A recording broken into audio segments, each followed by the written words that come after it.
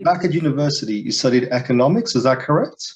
Yes, it is correct. Cool. Why? Why'd you study economics? Actually, because I didn't pass my first choice. Mhm.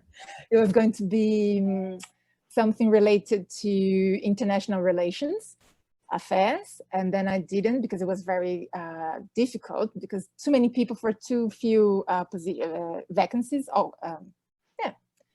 positions. And then I decided to go for economics, which is similar but not exactly the same thing. And then I just fell in love with economics. It's really nice to have studied there. Okay, now love is complicated, but what is economics? It's complicated to explain properly, I would say, in a very brief way. It's studying how we can allocate resources around, and these resources can be money, can be whatever. It's all that affects the decisions, and it's not just government decisions, but also the companies, industries' decisions, and our decisions as well. If we think of our budget as a limited resource, then how we're going to allocate that money is something that economics study. And then that's valid for every other sphere of the society and things like that. It's really interesting. 100%. It's a broad 100%. Concept. Yeah, it's a very broad. I always see economics as the DNA of business. It's a little itty bitty everything that keeps everything together. And if you understand it, you're pretty much a genius. And it's incredibly interesting. It's an incredibly interesting topic. Now, when we talk about economics, the basic core concept that everyone talks about is supply and demand. Can you explain supply and demand, please? Yeah, because supply and demand, as I was telling with the commodities, it is one of the main drivers of prices. Because then if we have something that is we don't have enough supply of, then prices are going to go up.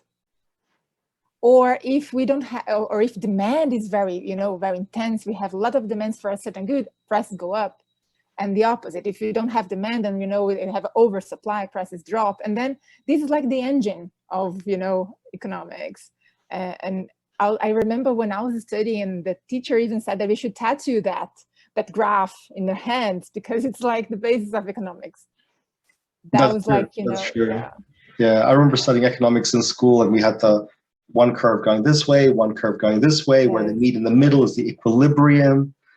Yeah. So what's the equilibrium? Well, that's the hard part, to find this equilibrium. I would say, when I'm talking about supply and demand, the equilibrium is where they're going to meet. Mm-hmm. So they're going to, and then that's going to be defining the prices, because then prices are going to be is going to equalize those kind of forces in the economy. So meaning at that particular output and that particular demand you get, that's the price that you get, right? Yeah, and then that will drive decisions going forward. And if we see like prices very high, then we are going to have an incentive for other people to supply that thing or that product. And then eventually they're going to raise the amount of the supply in the market, and prices that can go a little bit down, and then demand is going to be changed. They change their habits. For instance, they can substitute goods for one another, and then in the end it's going to bring to a balance. And then I don't know which is the balance, actually what we are expecting as the final balance, but then these forces are eventually going to bring us there.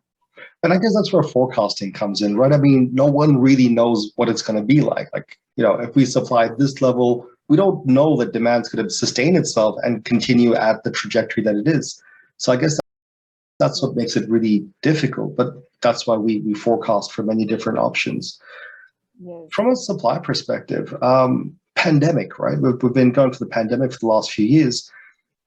What type of products have you seen supplies being disrupted or increased or whatever else? Like, what have you seen in this particular space? If you think about international, let's go before that.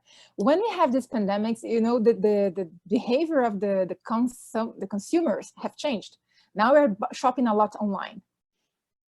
So we have these kind of things going on, and then we have the disruptions in terms of logistics, lots of containers moving around the globe with, this increase of this kind of demands. And then we can have like shortage, let's put it this way. And then prices of the containers went up in the market.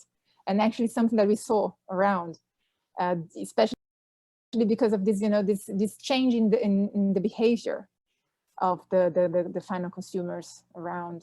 And that's something that has changed. We have been seeing lots of, people, industries trying to organize better their distribution chains so they can serve better the consumer, as I said, because of this kind of situation. We're not going to the stores anymore. And then it creates a different kind of needs around in the market. So it's really interesting to see, or even, for instance, the consumption of bread or pasta, things like that, because we're spending more time at home, cooking more at home. And those are kind of things that we are usually doing more when we're actually cooking instead of going to the restaurant. And then that's something that has changed as well, increased this kind of, demand